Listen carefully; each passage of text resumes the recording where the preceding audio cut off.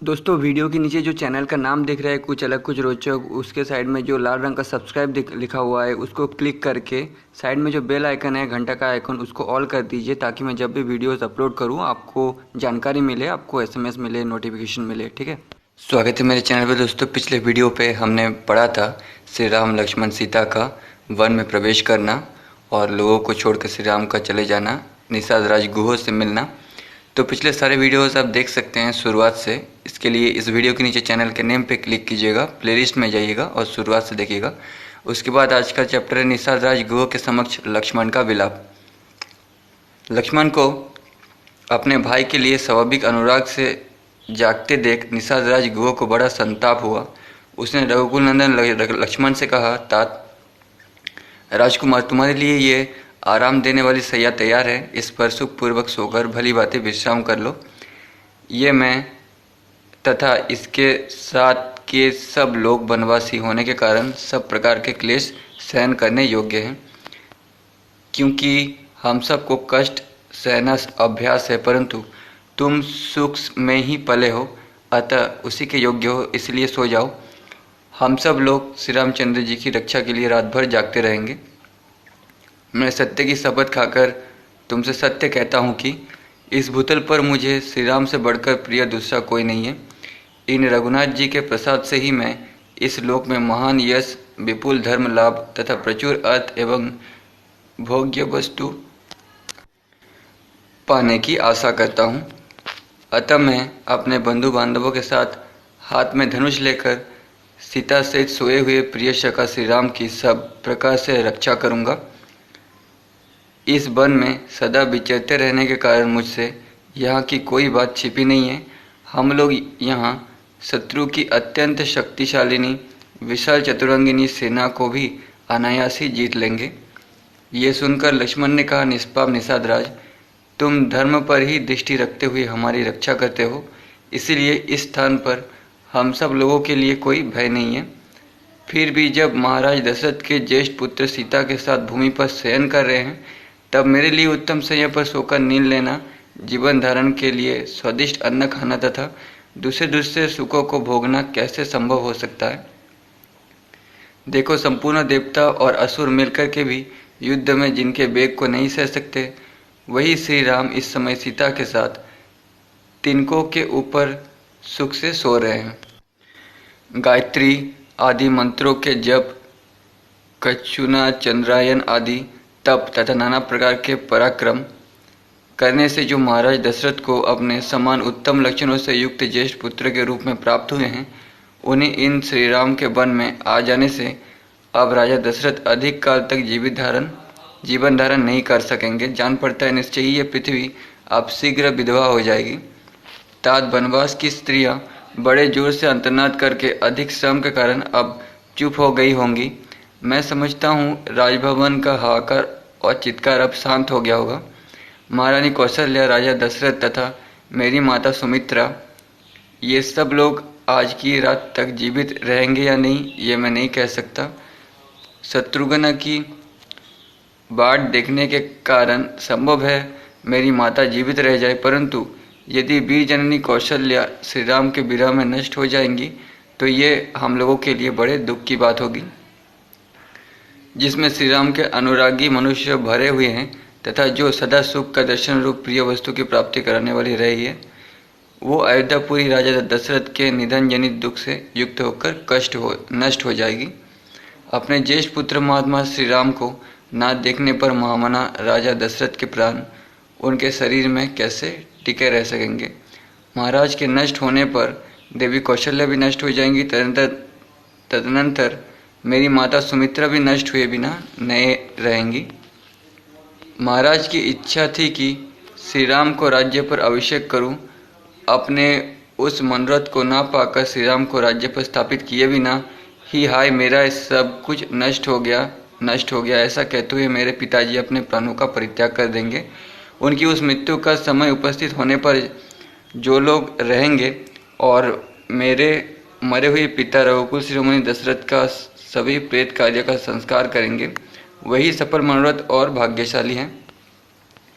यदि पिताजी जीवित रहे तो रमणीय चबूतरों और चौराहों के सुंदर स्थानों से युक्त पृथक पृथक बने हुए विशाल राजमार्गों से अलंकृत धनियों की अट्टालिकाओं और देव मंदिरों एवं राजभवनों से संपन्न श्रेष्ठ बारंगनाओं से सुशोभित रथों घोड़ों और हाथियों के आवागमनों से भरी हुई विविध वाद्यों की ध्वनियों से निनादित समस्त कल्याणकारी वस्तुओं से भरपूर हष्ट पुष्ट मनुष्य से सेवित पुष्प वाटिकाओं और उद्यानों से विभूषित तथा सामाजिक उत्सवों से सुशोभित हुई मेरे पिता की राजधानी अयोध्यापुरी में जो लोग विचरेंगे वास्तव में वे ही सुखी हैं। क्या मेरे पिता महाराज दशरथ हम लोगों के लौटने तक जीवित रहेंगे? क्या वनवास से लौटकर उन उत्तम व्रतधारी महात्मा का हम फिर दर्शन कर सकेंगे? क्या वनवास की इस अवधि के समाप्त होने पर हम लोग सत्य प्रतिज्ञा श्री राम के साथ कुशल पूर्वक अयोध्यापुरी में प्रवेश कर सकेंगे? इस प्रकार दुख से आर्त होकर विलाप करते हुए महामना राजकुमार लक्ष्मण को वो सारी रात जागते ही बीती। प्रजा के हित में संलग्न रहने वाले राजकुमार लक्ष्मण जब बड़े भाई के प्रति स्वार्थवश उपयुक्त रूप से यथार्थ बात कह रहे थे, उस समय उसे सुनकर निषाद राजगृह दुख से पीड़ित हो उठा और व्यथा से व्याकुल हो जोर से आतुर हुए हाथी की भांति आंसू बहाने लगा। नेक्स्ट चैप्टर, श्री राम की आज्ञा से गुहो का नाव मंगाना। श्री राम का सुमंत्र को समझा बुझाकर अयोध्यापुरी लौट जाने के लिए आज्ञा देना और माता पिता आदि से कहने के लिए संदेश सुनाना। सुमंत्र के वन में ही चलने के लिए आग्रह करने पर श्री राम को उन्हें युक्तिपूर्वक समझाकर लौटाने के लिए विवश करना। फिर तीनों का नाव पर बैठना, सीता की गंगा जी से प्रार्थना, नाव से पार उतरकर श्री राम आदि का वत्स देश में पहुंचना और सायंकाल में एक वृक्ष के नीचे रहने के लिए जाना। तो दोस्तों, उस समय श्री राम की मूर्ति या श्री राम का मंदिर क्यों नहीं बनाया गया था? ठीक है। और द्वापर युग में यानी महाभारत युग में श्री कृष्ण का मूर्ति और मंदिर क्यों नहीं बनाया गया था? और सतयुग में विष्णु और शिव का मंदिर भी नहीं बनाया गया था। ये सब हम ही लोगों ने मंदिर बनाने का कार्य शुरू किया है, वो लोग मंदिर नहीं बनाया करता था। इससे ये साबित होता है ना। ठीक है। जब रात बीती और प्रभात हुआ, उस समय विशाल वक्ष वाले महायशस्वी श्री राम ने शुभ लक्षण संपन्न सुमित्रा कुमार लक्ष्मण से इस प्रकार कहा, तात भगवती रात्रि व्यतीत हो गई, अब सूर्योदय का समय आ पहुंचा है। वो अत्यंत काले रंग का पक्षी कोकिल कुहू कुहू बोल रहा है। वन में अव्यक्त शब्द करने वाले मयूरों की केकावानी भी सुनाई देती है। अतः सौभ्य, अब हमें तीव्र गति से रहने वाली समुद्रगामिनी गंगा जी के पार उतरना चाहिए। मित्रों को आनंदित करने वाले सुमित्रा कुमार लक्ष्मण ने श्री रामचंद्र जी के कथन का अभिप्राय समझकर गुहो और सुमंत्र को बुलाकर पार उतरने की व्यवस्था करने के लिए कहा और स्वयं वे भाई के सामने आकर खड़े हो गए। श्री रामचंद्र जी का वचन सुनकर उनका आदेश सिरोधर्य करके निषाद राज ने तुरंत अपने सचिवों को बुलाया और इस प्रकार कहा, तुम घाट पर शीघ्र ही एक ऐसी नाव ले आओ जो मजबूत होने के साथ ही सुगमतापूर्वक खेने योग्य हो, उसमें दाढ़ लगा हुआ हो, कर्णधार बैठा हो तथा वो नाव देखने में सुंदर हो। निषाद राज गुहो का वो आदेश सुनकर उसका महान मंत्री गया और एक सुंदर नाव घाट पर पहुंचाकर उसने गुहो को इसकी सूचना दी। तब गुहो ने हाथ जोड़कर श्री रामचंद्र जी से कहा, देव, ये नौका उपस्थित है, बताइए इस समय आपकी और क्या सेवा करूं? देव कुमार के समान तेजस्वी तथा उत्तम व्रत का पालन करने वाले पुरुष सिंह श्री राम समुद्रगामिनी गंगा नदी को पार करने के लिए आपकी सेवा में यह नाव आ गई है, अब आप इस पर शीघ्र आरूढ़ होइए। तब महातेजस्वी श्री राम गुहो से इस प्रकार बोले, सके, तुमने मेरा सारा मनोरथ पूर्ण कर दिया, अब शीघ्र ही सब सामान नाव पर चढ़ाओ। ये कहकर श्री राम लक्ष्मण ने कवच धारण करके तरकश एवं तलवार बांधी तथा धनुष लेकर वे दोनों भाई जिस मार्ग से सब लोग घाट पर जाया करते थे उसी से सीता के साथ गंगा जी के तट पर गए। उस समय धर्म के ज्ञाता भगवान श्री राम के पास जाकर सारथी सुमंत्र ने विनीत भाव से हाथ जोड़कर पूछा, प्रभु, अब मैं आपकी क्या सेवा करूं? तब दशरथ नंदन श्री राम ने सुमंत्र को उत्तम दाहिने हाथ से स्पर्श करते हुए कहा, सुमंत्र जी, अब आप शीघ्र ही पुनः महाराज के पास लौट जाइए और वहाँ सावधान होकर रहिए। उन्होंने फिर कहा, इतनी दूर तक महाराज की आज्ञा से मैंने रथ द्वारा यात्रा की है, अब हम लोग रथ छोड़कर पैदल ही महान वन की यात्रा करेंगे, अतः आप लौट जाइए। अपने को घर लौटने की आज्ञा प्राप्त हुई देख सारथी सुमंत्र शोक से व्याकुल हो उठे और इक्ष्वाकुकुल नंदन पुरुष सिंह श्री राम से इस प्रकार बोले, रघुनंदन, जिसकी प्रेरणा से आपको भाई और पत्नी के साथ साधारण मनुष्य की भांति वन में रहने को विवश होना पड़ा है, उस देव का इस संसार में किसी भी पुरुष ने उल्लंघन नहीं किया। जब आप जैसे महान पुरुष पर यह संकट आ गया, तब मैं समझता हूँ कि ब्रह्मचर्य पालन वेदों के स्वाध्याय, दयालुता तथा सरलता में भी किसी फल की सिद्धि नहीं है। वीर रघुनंदन, इस प्रकार पिता के सत्य की रक्षा के लिए विजयनंदिनी सीता और भाई लक्ष्मण के साथ वन में निवास करते हुए आप तीनों लोगों पर विजय प्राप्त करने वाले महापुरुष नारायण की भांति महान यश प्राप्त करेंगे। श्री राम, निश्चय ही हम लोग हर तरकस से मारे गए, क्योंकि आपने हम पूर्ववासियों को अपने साथ ना ले जाकर अपने दर्शन जनित सुख से वंचित कर दिया। अब हम पापिनी कैकेयी के वश में पड़ेंगे और दुख भोगते रहेंगे। आत्मा के समान प्रिय श्री रामचंद्र जी से ऐसी बात कहकर उन्हें दूर जाने के उद्यत देख साथी सुमंत्र दुख से व्याकुल होकर देर तक रोते रहे। आंसुओं का प्रवाह रुकने पर आचमन करके पवित्र हुए साथी से श्री रामचंद्र जी ने बारंबार मधुर वाणी में कहा, सुमंत्र जी, मेरी दृष्टि में इक्ष्वाकु वंशियों का हित करने वाला सुहृद आपके समान दूसरा कोई नहीं है। आप ऐसा प्रयत्न कीजिए जिससे महाराज दशरथ को मेरे लिए शोक ना हो। पृथ्वीपति दशरथ महाराज एक तो बूढ़े हैं, दूसरे उनका सारा मनोरथ चूर हो गया है, इसलिए उनका हृदय शोक से पीड़ित है। यही कारण है कि मैं आपको उनकी संभाल के लिए कहता हूँ। वे महामनुष्य महाराज कैकेयी का प्रिय करने की इच्छा से आपको जो कुछ जैसी भी आज्ञा दे उसका आप आदरपूर्वक पालन करें, यही मेरा अनुरोध है। राजा लोग इसलिए राज्य का पालन करते हैं कि किसी भी कार्य में इनके मन की इच्छा पूर्ति में विघ्न न डाला जाए। सुमंत्र जी, जिस किसी भी कार्य में जिस किसी तरह भी महाराज को अप्रिय बात से खिन्न होने का अवसर न आए तथा वे शोक से दुबले न हो, वो आपको उसी प्रकार करना चाहिए। जिन्होंने कभी दुख नहीं देखा है, उन आर्य जितेंद्रिय और वृद्ध महाराज को मेरी ओर से प्रणाम करके ये बात कहिएगा, हम लोग अयोध्या से निकल गए अथवा हमें वन में रहना पड़ेगा। इस बात को लेकर ना तो मैं कभी शोक करता हूँ और ना लक्ष्मण को ही इसका शोक है। 14 वर्ष समाप्त होने पर हम पुनः शीघ्र ही लौट आएंगे और उस समय आप मुझे, लक्ष्मण को और सीता को फिर देखेंगे। सुमंत्र जी, महाराज से ऐसा कहकर आप मेरी माता से, उनके साथ बैठी हुई अन्य देवियों यानी अन्य माताओं से तथा कैकेयी से भी बारंबार मेरा कुशल समाचार कहिएगा। माता कौशल्या से कहिएगा कि तुम्हारा पुत्र स्वयं एवं प्रसन्न है। तो अन्य माताओं मतलब हमने पिछले वीडियो पे पढ़ा था, राजा दशरथ की 350 पत्नियां थी, 3 के अलावा, ठीक है। माता कौशल्या से कहिए कि तुम्हारा पुत्र स्वस्थ प्रसन्न है। इसके बाद सीता की ओर से, मुझ ज्येष्ठ पुत्र की ओर से तथा लक्ष्मण की ओर से भी माता की चरण वंदना कह दीजिएगा।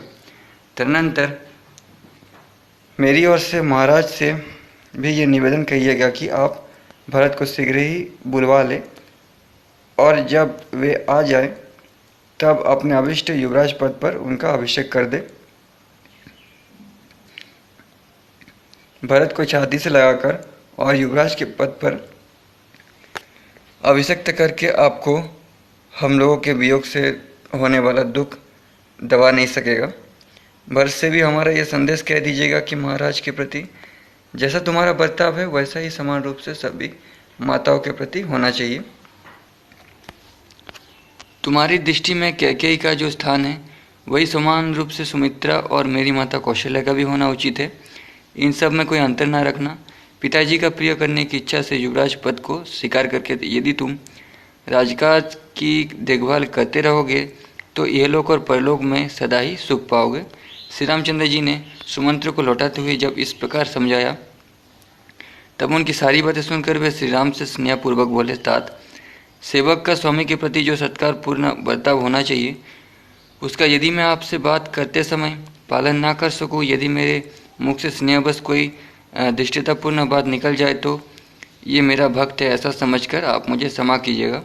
जो आपके वियोग से पुत्र शोक से आतुर हुई माता की बातें संतप्त हो रही है, उस अयोध्यापुरी में मैं आपको साथ लिए बिना कैसे लौटकर जा सकूंगा। आते समय लोगों ने मेरे रथ में श्री राम को विराजमान देखा था। अब इस रथ को श्री राम से रहित देखकर उन लोगों का और उस अयोध्यापुरी का भी हृदय वितीर्ण हो जाएगा।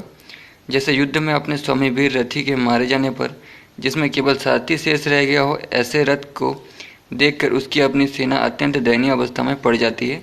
उसी प्रकार मेरे इस रथ को आपसे सुना देखकर सारी अयोध्या नगरी दीन दशा को प्राप्त हो जाएगी। आप दूर रहकर भी प्रजा के हृदय में निवास करने के कारण सदा उसके सामने ही खड़े रहते हैं। निश्चय ही इस समय प्रजावर्ग के सब लोगों ने आपका ही चिंतन करते हुए खाना पीना छोड़ दिया होगा। श्री राम, जिस समय आप वन को आने लगे उस समय आपके शोक से व्याकुल चित्त हुई प्रजा ने जैसा अंतर्नाद एवं शोक प्रकट किया था उसे तो आपने देखा ही था। आपके अयोध्या से निकलने तथा पूर्ववासियों ने जैसा अंतर्नाद किया था, आपके बिना मुझे खाली रथ लिए लौटा देख वे उससे भी 100 गुना हाहाकार करेंगे। क्या मैं महारानी कौशल्या से जाकर कहूँगा कि मैंने आपके बेटे को मामा के घर पहुँचा दिया है, इसलिए आप संताप न करें। ये बात प्रिय होने पर भी असत्य है, अतः ऐसा असत्य वचन भी मैं कभी नहीं कह सकता। फिर यह अप्रिय सत्य भी कैसे सुना सकूँगा कि मैं आपके पुत्र को वन में पहुँचाया। वे उत्तम घोड़े मेरी आज्ञा के अधीन रहकर आपके बंधुजनों का भार वहन करते हैं, आपके बंधुजनों से ही रथ का ये वहन नहीं करते हैं। ऐसी दशा में आपसे सुने रथ को ये कैसे खींच सकेंगे। अतः निष्पाप रघुनंदन, अब मैं आपके बिना अयोध्या लौटकर नहीं जा सकूंगा, मुझे भी वन में चलने की ही आज्ञा दीजिए। यदि इस तरह याचना करने पर भी आप मुझे त्याग ही देंगे तो मैं आपके द्वारा परित्यक्त होकर यहाँ रथ सहित अग्नि में प्रवेश कर जाऊंगा। रघुनंदन, वन में आपकी तपस्या में विघ्न डालने वाले जो जो जंतु उपस्थित होंगे, मैं इस रथ के द्वारा उन सब को दूर भगा दूंगा। श्री राम, आपकी कृपा से मुझे आपको रथ पर बिठाकर यहाँ तक लाने का सुख प्राप्त हुआ। अब आपके ही अनुग्रह से मैं आपके साथ वन में रहने का सुख भी पाने की आशा करता हूँ। आप प्रसन्न होकर आज्ञा दीजिए, मैं वन में आपके पास ही रहना चाहता हूँ। मेरी इच्छा है कि आप प्रसन्नतापूर्वक कह दें कि तुम वन में मेरे साथ ही रहो। वीर, ये घोड़े भी यदि वन में रहते समय आपकी सेवा करेंगे तो इन्हें परम गति की प्राप्ति होगी। प्रभु, मैं वन में रहकर अपने सिर से सारे शरीर से आपकी सेवा करूंगा और इस सुख के आगे अयोध्या तथा देवलोक की भी सर्वथा त्याग कर दूंगा। जैसे सदाचारहीन प्राणी इंद्र की राजधानी स्वर्ग में नहीं प्रवेश कर सकता, उसी प्रकार आपके बिना मैं अयोध्यापुरी में नहीं जा सकता। मेरी अभिलाषा है कि जब वनवास की अवधि समाप्त हो जाए तब फिर इसी रथ पर बैठकर आपको अयोध्यापुरी में ले चलूं।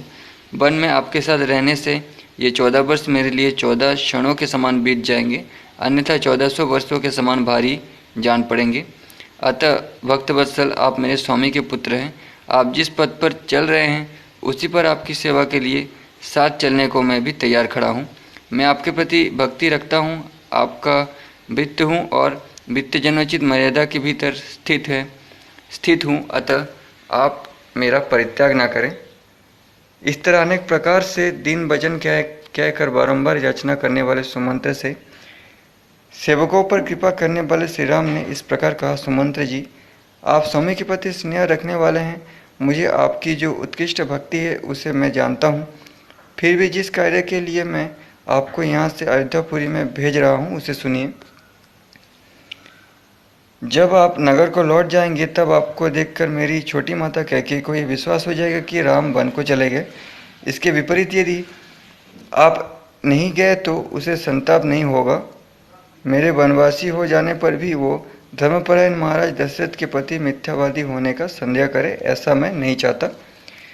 आपको भेजने में मेरा मुख्य उद्देश्य यही है कि मेरी छोटी माता कैकेयी भरत द्वारा सुरक्षित समृद्धिशाली राज्य को हस्तगत कर लें। सुमंत्र जी, मेरा तथा महाराज का प्रिय करने के लिए आप अयोध्यापुरी को अवश्य पधारिए और आपको जिनके लिए जो संदेश दिया गया वो सब वहाँ जाकर उन लोगों से कह दीजिए। ऐसा कहकर श्री राम ने सुमंत्र को बारंबार सांत्वना दी। इसके बाद उन्होंने गुह से उत्साहपूर्वक ये युक्तियुक्त बात कही, निषाद राज गुह, इस समय मेरे लिए ऐसे वन में रहना उचित नहीं है जहाँ जनपद के लोगों का आना जाना अधिक होता हो। अब अवश्य मुझे निर्जन वन के आश्रम में ही वास करना होगा। इसके लिए जटाधारण आदि आवश्यक विधि का मुझे पालन करना चाहिए। अतः फलमूल का आहार और पृथ्वी पर शयन आदि नियमों को ग्रहण करके मैं सीता और लक्ष्मण की अनुमति लेकर पिता का हित करने की इच्छा से सिर पर तपस्वी जनों के आभूषण रूप जटा धारण करके यहाँ से वन को जाऊंगा। मेरे केशों को जटा का रूप देने के लिए तुम बड़ का दूध ला दो। गुह ने तुरंत ही बड़ का दूध लाकर श्री राम को दिया। श्री राम ने उसके द्वारा लक्ष्मण की तथा अपनी जटाएं बनाई। महाभाव पुरुष सिंह श्री राम तत्काल जटाधारी हो गए। उस समय वे दोनों भाई श्री राम लक्ष्मण बदकल वस्त्र और जटामंडल धारण करके ऋषियों के समान शोभा पाने लगे। तदनंतर वानप्रस्थ मार्ग का आश्रय लेकर लक्ष्मण सहित श्री राम ने वानप्रस्थोचित व्रत को ग्रहण किया। तत्पश्चात वे अपने सहायक गुह से बोले, निषाद राज, तुम सेना, खजाना, किला और राज्य के विषय में सदा सावधान रहना, क्योंकि राज्य की रक्षा का काम बड़ा कठिन माना गया है। गुह को इस प्रकार आज्ञा देकर उससे विदा ले इक्ष्वाकु कुलनंदन श्री रामचंद्र जी पत्नी और लक्ष्मण के साथ तुरंत ही वहाँ से चल दिए। उस समय उनके चित्त में तनिक भी व्यग्रता नहीं थी। नदी के तट पर लगी हुई नाव को देखकर इक्ष्वाकु कुलनंदन श्री राम ने शीघ्रगामी गंगा नदी के पार जाने की इच्छा से लक्ष्मण को संबोधित करके कहा, पुरुष सिंह, यह सामने नाव खड़ी है, तुम मनस्विनी सीता को पकड़कर धीरे से उस ऊँट पर बिठा दो, फिर स्वयं भी नाव पर बैठ जाओ। भाई का ये आदेश सुनकर मन को वश में रखने वाले लक्ष्मण ने पूर्णतः उसके अनुकूल चलते हुए पहले मिथिला नरेश कुमारी सीता को नाव पर बिठाया, फिर स्वयं भी उस पर आरूढ़ हुआ। तो दोस्तों, आप लोगों ने सुना होगा या देखा होगा कि नाव चलाने वाला व्यक्ति श्री राम का पैर धोकर उसे पीते हैं। ठीक है, ये फेक स्टोरी है, झूठी कहानी है, ऐसा कुछ भी नहीं लिखा हुआ है। पैर धो के क्यों पिएंगे? सबके अंत में लक्ष्मण के बड़े भाई तेजस्वी श्री राम स्वयं नाव पर बैठे। तदनंतर निषाद राज गुह ने अपने भाई बंधुओं को नौका खेने का आदेश दिया। माँ तेजस्वी श्री रामचंद्र जी भी उस नाव पर आरूढ़ होने के पश्चात अपने हित के उद्देश्य से ब्राह्मण और क्षत्रियों के अपने योग्य देवी नाव इत्यादि वैदिक मंत्र का जाप करने लगे। श्री राम किसी को अपना पैर धुलवा कर नहीं पिलाते थे। ठीक है, फिर शास्त्र विधि के अनुसार आचमन करके सीता के साथ उन्होंने प्रसन्नचित होकर गंगा जी को प्रणाम किया। महारथी लक्ष्मण ने भी उन्हें मस्तक झुकाया।